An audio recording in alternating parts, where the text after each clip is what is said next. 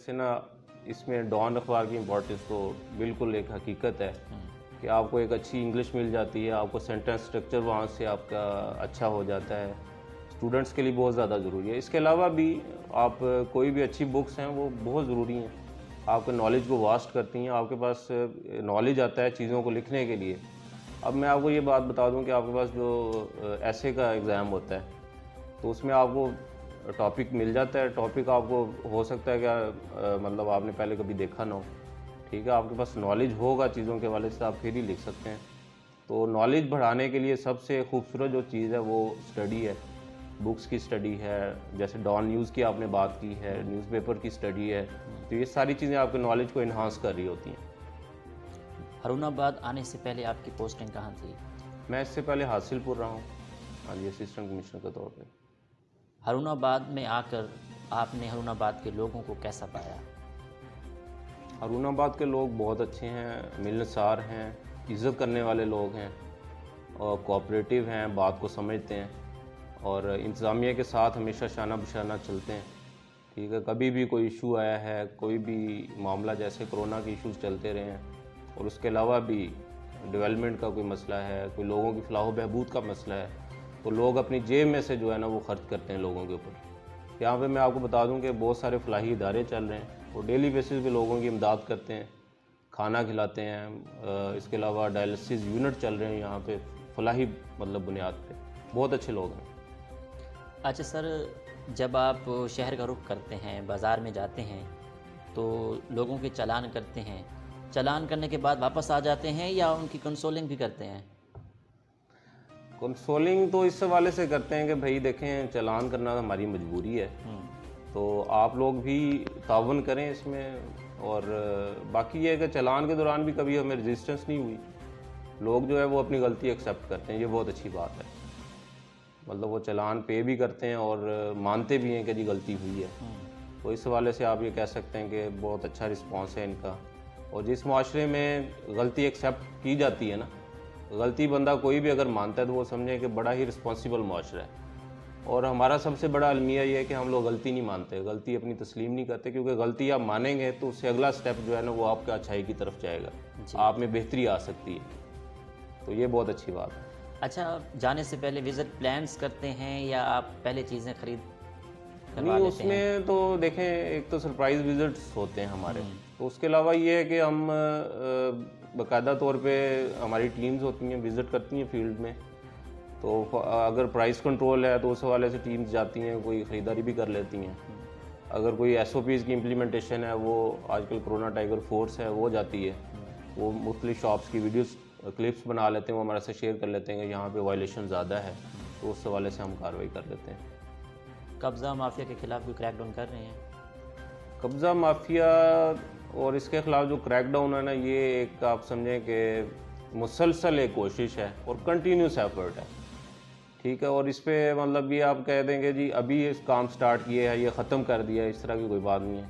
ये एक continuous effort है और ये डे टू डे बेसिस पे ना चल रही होती है कि वो कब्ज़ा हो रहा होता है, हमारी टीम्स एक्टिव होती हैं, वो उसको डिमॉलिश करती हैं, कब्ज़ा वागज़ार कराती हैं, तो ये कंटिन्यूस काम जो है ना, एक एक्सरसाइज है, वो चलती रहती है हमारी साथ साथ। असिस्टेंट कमिश्नर के सफ़र तक आपको किन किन मुश्किलात का सामना करना पड़ा? असिस्टेंट कमिश्नर के सफ़र तक आप अगर तो इन सर्विस बात करें, सर्विस के आने के बाद, तो वो तो मतलब एक प्रोसेस का हिस्सा है। और जैसे सर्विस ज्वाइन की है, आप एक मुनासिब टाइम होता है, उसके बाद असिस्टेंट कमिश्नर की पोस्टिंग हो जाती है। अब आगे मसला ये है कि इसको आपने रिटेन कैसे रखना है, ठीक है, तो उसके लिए डेफिनेटली आपको एफर्ट्स करनी पड़ती हैं, काम करना पड़ता है। जो बंदा डिलीवर करता है, काम करता है, उसी को ही फील्ड में रखा जाता है, तो ये सारी चीज़ें वॉच हो रही होती हैं, मुख्तलिफ इदारे हैं वो रिपोर्टिंग कर रहे होते हैं, हमारे सीनियर्स हैं उनकी रिपोर्ट्स होती हैं, और ऊपर जो हमारे अफसरान बाला बैठे हुए हैं वो सारी चीज़ें देख रहे होते हैं। तो ये डेफिनेटली फील्ड जो है, फील्ड में रहना एक चैलेंजिंग बात होती है और इसके लिए जो है बंदे को काम करना पड़ता है, ठीक है, एफर्ट्स करनी पड़ती हैं। तो उससे पहले की जो बात है वो तो ज़ाहिर है डेफिनेटली एक कंपटीशन का एग्ज़ाम है, उसके लिए तो डेफिनेटली आपको एफर्ट्स करनी पड़ती हैं, तैयारी करनी पड़ती है, वो तो एक अलग से मैटर है।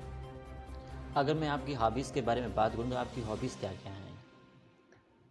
हॉबीज़ वैसे तो मुझे फ़ोटोग्राफी का शौक़ है, ठीक है, वो मैं कोशिश करता हूँ कि कोई नेचुरल अगर सीन्स वगैरह कहीं से भी हो तो मैं मतलब उसको कैप्चर करता हूँ। स्टडी भी एक हॉबी में शामिल है, तो वो टाइम मिलता है तो बुक रीडिंग वो तो किस साथ। किस्म की किताबें पढ़ते हैं, किन राइटर्स की? इसमें देखें कि मुझे हिस्टोरिकल थोड़ा सा वो भी पसंद है, ठीक है, उसके अलावा साइंटिफिक जो आजकल चलती हैं एक वो भी है। आपने अल्केमिस्ट के बारे में सुना होगा, ठीक है, वो हो गई। उसके अलावा युवल नोहा, उसके हवाले से 21st सेंचुरी, उसकी बहुत अच्छी बुक है। मतलब इस हवाले से इस तरह की स्टडी करने का मुझे शौक़ है। साइंस फिक्शन भी हो, कोई 4C अगर एक आपका राइटर है ना, वो 4C कर रहा हो कि आज से 50 साल बाद क्या होगा या 100 साल बाद किस तरफ जा रही है दुनिया, तो इस तरह की जो है वो स्टडी करने का शौक़ है मुझे। अगर मैं अदब के हवाले से बात करूं तो अदब से किस हद तक लगाव है आपका? मैं बेअदब बिल्कुल नहीं हूँ ठीक है, ठीक है। तो अच्छी पोइट्री जो है वो मैं पढ़ लेता हूँ, ठीक है।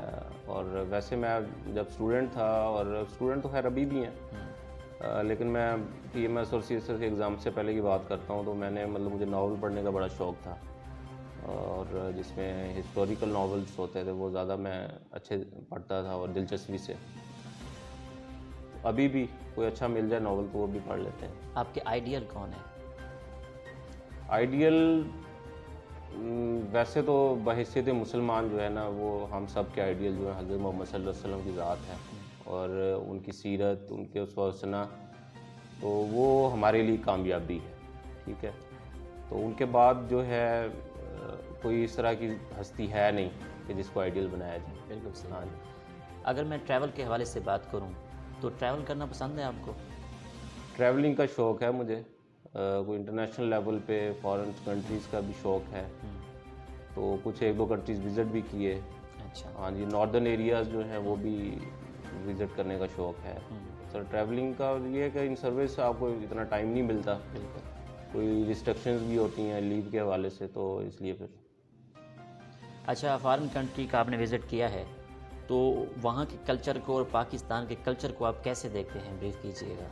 देखिए, फॉरेन कंट्रीज़ का आपको जो है ना विज़िट करने का यही फ़ायदा होता है कि आपको ना कंपैरिजन मिल जाता है, ठीक है, क्योंकि मैं एक सर्विस में हूँ, तो मुझे फील्ड में भी जाना है, लोगों के को लाइफस्टाइल उसको बेहतर करने के लिए मेरे पास मौका होता है।